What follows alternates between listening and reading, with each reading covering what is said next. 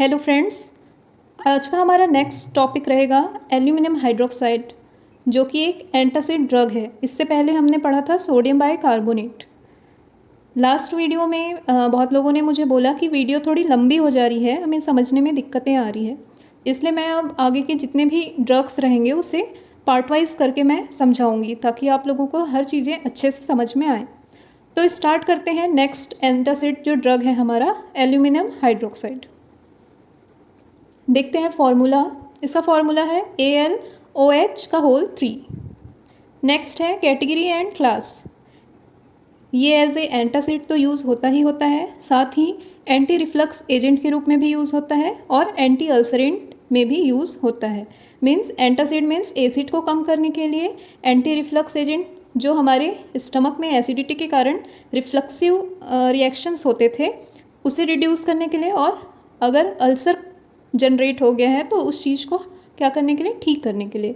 Then next है mechanism of action. जैसा कि हमने एंटासिड के इंट्रोडक्शन क्लास में देखा था और हमने किस में देखा था, सोडियम बाइकार्बोनेट में। तो सेम मैकेनिज्म ऑफ एक्शन, क्रियाविधि भी इसकी क्या होगी, सेम होगी। देखते हैं। They are used with other antacids in the condition of hyper acidity. Aluminium hydroxide को क्या किया जाता है, दूसरे जो एंटासिड्स होते हैं उनके साथ में कॉम्बिनेशन थेरेपी चलाई जाती है जब बहुत ही ज़्यादा एसिडिटी बढ़ जाती है, हाइपर कंडीशन में होती है। तब क्यों चलाया जाता है, they works slowly on acidity by act as mild soft laxatives. मतलब ये एज ए लेग्जेटिव काम करता है। लेग्जेटिव का काम मैं आपको बता देती हूँ। लेग्जेटिव ऐसे एजेंट्स होते हैं जो हमारे वेस्ट सॉलिड मटेरियल्स को सॉफ्ट करते हैं। मीन्स हमारे स्टूल, हमारे फीसीस को सॉफ्ट बनाते हैं ताकि हमें मोशन अच्छे से हो। ठीक है, हिंदी में वही लिखा हुआ है। हाइपर एसिडिटी की स्थिति में इनका उपयोग अन्य जो एंटासिड्स हैं उनके साथ किया जाता है। क्यों, क्योंकि ये जो हमारे वेस्ट प्रोडक्ट्स हैं उसे नरम बनाने का काम करते हैं और धीरे धीरे अम्लता को क्या कर देते हैं, कम कर देते हैं। ठीक है, इसके बाद नेक्स्ट हम देखते हैं मैकेनिज्म में ही है सेकंड पॉइंट हमारा। Aluminium hydroxide neutralises HCl in the stomach resulting in increased gastric pH and inhibition of pepsin activity। ठीक है, सेम वही मैकेनिज्म ऑफ एक्शन है कि HCl जो हमारे स्टमक का है उसे एल्यूमिनियम हाइड्रोक्साइड क्या करेगा, उदासीन बनाएगा। उदासीन बनाने के कारण जो हमारा pH था स्टमक का 1.2 होता है, तो वो धीरे धीरे इंक्रीज़ होगा, मतलब बेस की ओर बढ़ेगा, बेसिसिटी बढ़ेगी उसकी। और जो पेप्सिन जिसके कारण एसिडिटी हो रही है उस चीज़ को भी, उसकी एक्टिविटी को भी क्या कर देगा, वो इनहिबिट कर देगा, कम कर देगा। Additionally it reduces absorption of phosphate bye binding and forming insoluble complexes in the GI tract.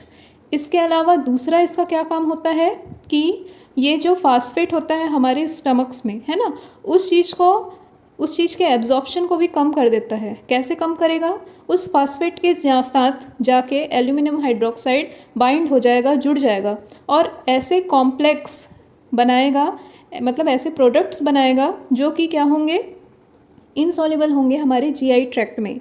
तो वो घुलेंगे ही नहीं, वो कॉम्प्लेक्स घुलेंगे ही नहीं, तो उसका एब्जॉर्प्शन भी नहीं हो पाएगा।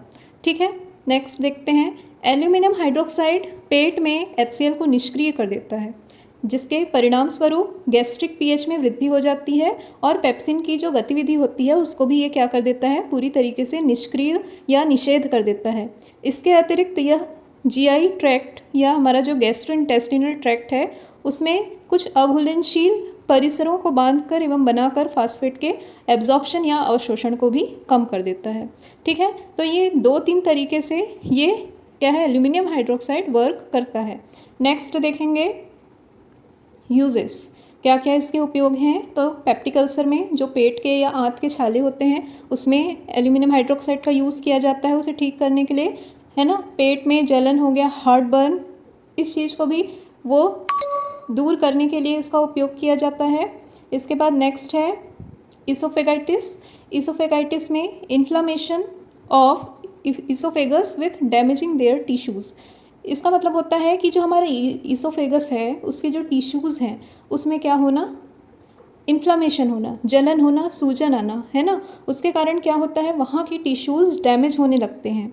उसी को ही हिंदी में मैंने बताया है कि उनके ऊतकों को नुकसान पहुँचाता है इसोफेगस के, पहुंचाने के कारण जो अन्न प्रणाली होती है, जो आहार नाल की जो प्रणाली है, उसमें सूजन आ जाता है। ठीक है, तो ये 3 तरीके की बीमारियां हैं, डिसऑर्डर्स हैं, इसे क्या है दूर करने के लिए इसका बेसिकली यूज़ किया जाता है। फिर नेक्स्ट है एडमिनिस्ट्रेशन, कैसे लेना है हमको। मे बी टेकन विथ और without food, but after food and at bed time is best time for taken. कब लेना है हमको, इसे खाने के साथ या भूखे पेट भी हम ले सकते हैं, लेकिन खाने के थोड़ी देर बाद या तो सोने से पहले का टाइम सबसे ज़्यादा अच्छा एक्शन दिखाने का टाइम होता है, तो उस टाइम लेना ज़्यादा अच्छा होता है ना। भोजन के साथ या बिना भोजन के साथ भी हम इसको ले सकते हैं। भोजन के बाद या सोने के पहले का टाइम सबसे अच्छा टाइम होता है इसे लेने का। फिर है कॉन्ट्राइंडिकेशन, किसके साथ इसे हमें नहीं लेना है, तो क्या बोल रहा है, हाइपोफास्फोटीमिया, है ना। इसका मतलब ये होता है कि जो फास्फेट का नॉर्मल रेंज है हमारे ब्लड में, उस नॉर्मल रेंज से फास्फेट का स्तर घट जाना, है ना, उसका लेवल लो हो जाना, कम हो जाना, मतलब हमारे रक्त में फास्फेट का निम्न स्तर। तो इस कंडीशन में हमको उस पेशेंट को एल्यूमिनियम हाइड्रोक्साइड नहीं देना है, क्योंकि इसके मैकेनिज्म ऑफ एक्शन में भी मैंने आप लोगों को बता दिया कि ये फास्फेट के एब्जॉर्प्शन को कम कर देता है। तो ऑलरेडी जिस पेशेंट के बॉडी में, रक्त में, ब्लड में फास्फेट की कमी है, तो उसे अगर हम एल्यूमिनियम हाइड्रोक्साइड देंगे तो वो क्या होगा, और भी ज़्यादा कमी आ जाएगी, हो सकता है उसके कारण कुछ डिसऑर्डर्स भी उसे हो जाएं। ठीक है, नेक्स्ट है acute porphyria. This is a group of liver disorder in which substances called porphyrins build up in the body, negatively affecting the skin और नर्वस सिस्टम।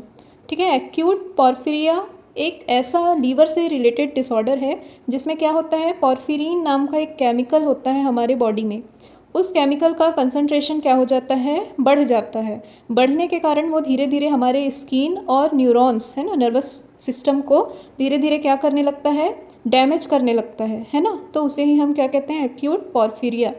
तो ये किस कारण से होता है, एल्यूमिनियम हाइड्रोक्साइड के ही कारण होता है ना। तो यकृत विकारों का एक समूह है जिसमें शरीर में पोर्फिरिन नामक पदार्थ जमा होते हैं। ठीक है, वो जमा हुआ पदार्थ क्या होता है, धीरे धीरे हमारी त्वचा और तंत्रिका तंत्र को गलत तरीके से अफेक्ट करते हैं।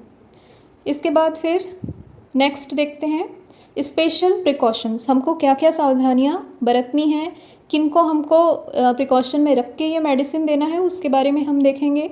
Do not use for below 6 year, 6 साल से कम के बच्चों को एल्यूमिनियम हाइड्रोक्साइड नहीं देना है। ठीक है, नेक्स्ट है reduced dose for older patients is needed. बूढ़े व्यक्ति या वृद्ध रोगी को भी हमको घटी हुई खुराक या घटी हुई डोज ही देना है। नेक्स्ट है safe in pregnancy and for breast feeding women, मतलब जो गर्भावस्था में औरत है या महिला है और वो अगर वो स्तनपान भी करा रही है, बच्चे को दूध भी पिलाती है, तो उन महिलाओं के लिए एल्यूमिनियम हाइड्रोक्साइड सुरक्षित है, वो ले सकती हैं। तो आज की वीडियो में सिर्फ इतना ही। स्पेशल प्रिकॉशंस, इसके आगे के जितने भी टॉपिक्स हैं वो मैं पढ़ाऊँगी पार्ट 2 में। ठीक है, थैंक यू फ्रेंड्स।